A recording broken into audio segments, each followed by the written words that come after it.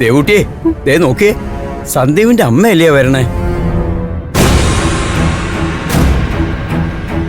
മോളെ, അവരെന്തെങ്കിലും കടുത്തു പറഞ്ഞാലും മോളത് കാര്യമാക്കണ്ട കേട്ടോ.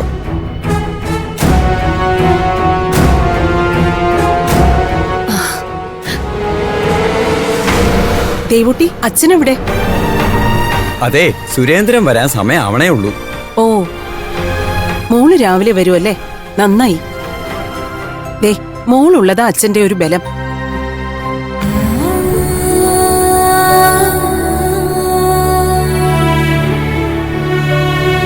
എന്തു പറ്റി നിനക്ക്? ഇപ്പോഴും നിനക്ക് എന്നോട് ദേഷ്യമാണോ? ദേ, മോളൊന്നും മനസ്സിൽ വെച്ചേക്കരുത്. അന്ന് പെട്ടെന്നുണ്ടായ ദേഷ്യത്തിന് ഞാൻ ഏതാണ്ടൊക്കെ വിളിച്ചു പറഞ്ഞു. മോളെ, അവന്റെ കാര്യത്തില് ഞാൻ അങ്ങനെയാ. എന്ത് ചെയ്യാം? നീ എന്നോട് ക്ഷമിക്കും മോളെ.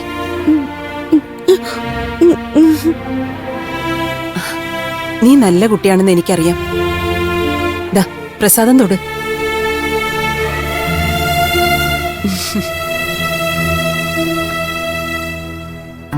അതെ, സ്വന്തം അമ്മമാർക്ക് മക്കളെ വഴക്ക് പറയാനുള്ള അവകാശവും അർഹതയും ഒക്കെ ഉണ്ട്. നിന്റെ അമ്മ നിന്നെ വഴക്ക് പറഞ്ഞാ നീ ക്ഷമിക്കില്ലേ? അതുപോലെ കണ്ടാ മതി മോളെ ഇതും. മോളെ, നീ എനിക്ക് എന്റെ സ്വന്തം മോളെ പോലെ തന്നെയാ. എന്നുവെച്ചാ സന്ദീപിന്റെ കൂടെപ്പിറപ്പ്.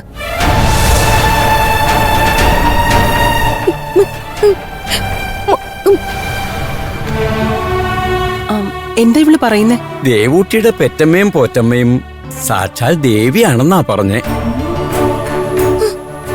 അതെനിക്കറിയാം. എന്നാലും നീ എന്നെ അമ്മയുടെ സ്ഥാനത്ത് കണ്ടാ മതി. മക്കളൊരു കര പറ്റുന്നിടം വരെ അമ്മമാരുടെ മനസ്സിന് എന്നും ആധിയാ. സന്ദീപിനെ കുറിച്ച് ഞാനിപ്പോ അനുഭവിക്കുന്നതും അതുതന്നെയാ. അവനൊരു കുടുംബം ഉണ്ടായി കാണണമെന്നാ എന്റെ ഏറ്റവും വലിയ ആഗ്രഹം. പക്ഷേ അവന്റെ മനസ്സിൽ ചില പാഴ്മോഹങ്ങളൊക്കെ ഉണ്ടെന്ന് എനിക്കറിയാം. മോളെ, നിനക്കറിയാലോ, കുടുംബത്തിന് യോജിച്ച ഒരു ബന്ധമേ മക്കൾക്ക് വേണ്ടി ഏത് അച്ഛനും അമ്മയും ആഗ്രഹിക്കൂ. ഞാനും അങ്ങനെ ആഗ്രഹിക്കുന്നതിൽ തെറ്റൊന്നുമില്ലല്ലോ. എന്റെ മോൻ എല്ലാ അർത്ഥത്തിലും അവന് ഇണങ്ങുന്ന ഒരു പെണ്ണ് വേണോന്നാണ് എന്റെ ആഗ്രഹം. അവന്റെ മനസ്സിൽ നിന്നോടൊരു താല്പര്യം ഉണ്ടെന്ന് എനിക്കറിയാം. പക്ഷേ അതൊക്കെ എത്ര നാളും മോളെ? പ്രേമത്തിന്റെ ആവേശത്തിൽ നിന്റെ കുറവുകളൊന്നും ഇപ്പൊ അവനൊരു കുറവായിട്ട് തോന്നില്ല. പക്ഷേ കല്യാണം കഴിഞ്ഞ് കുറച്ചുനാൾ കഴിയുമ്പോ ചെയ്തത് മണ്ടത്തരായി പോയെന്ന് അവന് തന്നെ തോന്നും. അന്ന് നിന്നോട് ഇപ്പൊ കാണിക്കുന്ന താല്പര്യം അവന് തോന്നണമെന്നില്ല. എന്താ ഏട്ടാ, ഞാൻ പറഞ്ഞത് സത്യമല്ലേ? ദേ, മോളോടുള്ള എല്ലാ സ്നേഹവും കൊണ്ട് പറയാ, നീ ഈ ഒരു ബന്ധത്തെ പ്രോത്സാഹിപ്പിച്ച് നീ നിന്റെ ജീവിതവും അവന്റെ ജീവിതവും നശിപ്പിക്കാൻ കാരണക്കാരിയാവരുത്. അതുകൊണ്ട് തന്നെ സന്ദീപ് ഇനിയും നിന്റെ അടുത്ത് ഈ ആവശ്യവുമായിട്ട് വന്നാ നീ അതിന് സമ്മതിക്കുകയും ചെയ്യരുത് മോളെ. മോളെ, നിങ്ങളുടെ രണ്ടുപേരുടെയും ജീവിതത്തിന്റെ നല്ലതിനു വേണ്ടിയാ അമ്മ ഈ പറയുന്നതെന്ന് കരുതണം. സന്ദീപിന്റെ ഒരു കൂടപ്പിറപ്പിനെ പോലെയാ നീ എനിക്ക്. അതിനപ്പുറം ഒരു തരത്തിലും നിന്നെ സ്വീകരിക്കാനോ സ്നേഹിക്കാനോ എനിക്ക് കഴിയില്ല മോളെ. അതുകൊണ്ട് അവന്റെ ജീവിതത്തിൽ നിന്ന് മോളൊന്ന് ഒഴിഞ്ഞു പോണം മോളെ. ഒരു പെറ്റമ്മയുടെ അപേക്ഷയാണെന്ന് കൂട്ടിയാൽ മതി. ഞാൻ നിന്റെ കാല് പിടിക്കാം.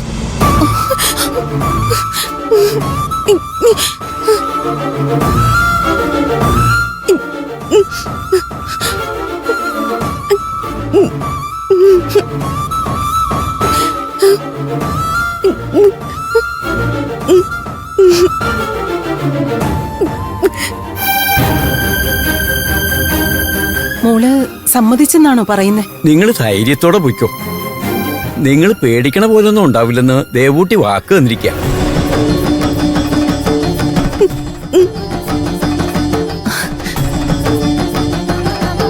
സന്തോഷായി മോളെ, സന്തോഷായി ഈ അമ്മയ്ക്ക്. മോളെ, നീ നിന്റെ വാക്ക് പാലിക്കുമെന്ന് ഞാൻ വിശ്വസിക്കുന്നു. പിന്നെ നിന്നോട് ഞാൻ ഇങ്ങനെയൊക്കെ ആവശ്യപ്പെട്ടെന്ന് എന്റെ മോൻ ഒരിക്കലും അറിയാൻ ഇടയാവരുത്. എന്നാ അമ്മ പോട്ടെ. മോക്ക് എന്താവശ്യമുണ്ടെങ്കിലും മോൾ അമ്മയോട് പറയാൻ മടിക്കരുത്. ദേ, എന്നും എപ്പോഴും എന്ത് സഹായവും മോക്ക് വേണ്ടി ചെയ്യാൻ ഞാൻ തയ്യാറാ. അതിന്റെ ഒന്നും ആവശ്യമില്ല. കുട്ടിയെ കൂടുതൽ പറഞ്ഞു വിഷമിപ്പിക്കാതെ നിങ്ങൾ പോയാട്ടെ. ശരി മോളെ. ശരി എന്നാ. ഓ,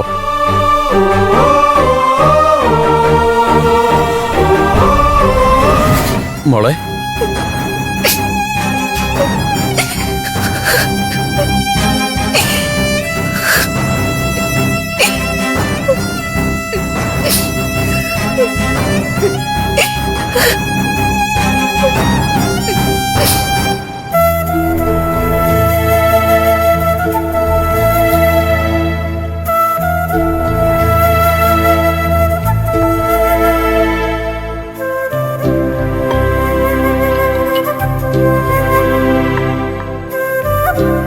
അമ്മ ഇതുവരെ എഴുന്നേറ്റില്ല മുത്തശ്ശി. ആ, അവൾ ഇന്ന് പുലർച്ചയ്ക്ക് തന്നെ എഴുന്നേറ്റ് കുളിച്ച് റെഡിയായി നിർമാല്യം തൊഴാൻ പോയിരിക്കെ.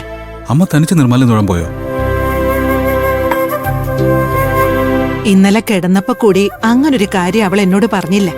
രാവിലെ എഴുന്നേറ്റ് റെഡിയാവുന്നത് കണ്ട് ഞാൻ ചോദിച്ചപ്പോഴാ നിർമാല്യം തൊഴാൻ പോകുന്നെന്ന് പറഞ്ഞത്. എന്നിട്ട് മുത്തശ്ശി പോയില്ലേ? എന്നെ പേരിനൊന്ന് വിളിച്ചു. പെട്ടെന്ന് പറഞ്ഞ ഞാൻ എങ്ങനെ റെഡിയാവാനാ? എണ്ണയും കുഴമ്പും തേച്ച് അരമണിക്കൂറെങ്കിലും കഴിയാതെ എനിക്ക് കുളിക്കാൻ പറ്റില്ല. അതുകൊണ്ട് അവളോട് പൊയ്ക്കോളാൻ ഞാൻ പറഞ്ഞു. അല്ല, തനിച്ചു പോവാനായിരുന്നു അവൾക്കും താല്പര്യം. ദാ എത്തിയല്ലോ. നിർമാല്യം കണ്ട് തൊഴുതോ? എന്റെ അമ്മേ, ഇന്നാ ഞാൻ മനസ്സ് നിറഞ്ഞ് നിർമാല്യം തൊഴുതത്. വലിയ തിരക്കില്ലാത്തതുകൊണ്ട് ദേവിയുടെ തൊട്ട് മുന്നിൽ നിന്ന് തൊഴാൻ പറ്റി. മനസ്സിന് എന്തൊരു ആശ്വാസമായെന്നോ.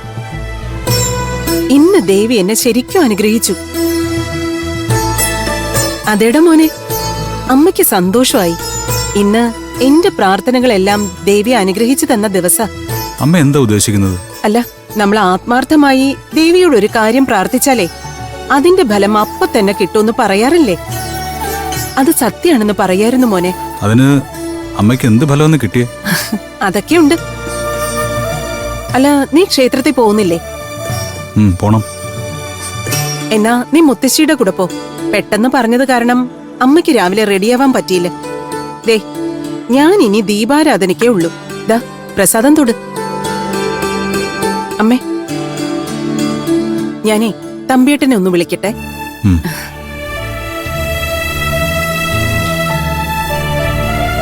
അമ്മ ആകെ സന്തോഷത്തിലാണല്ലോ മുത്തശ്ശി.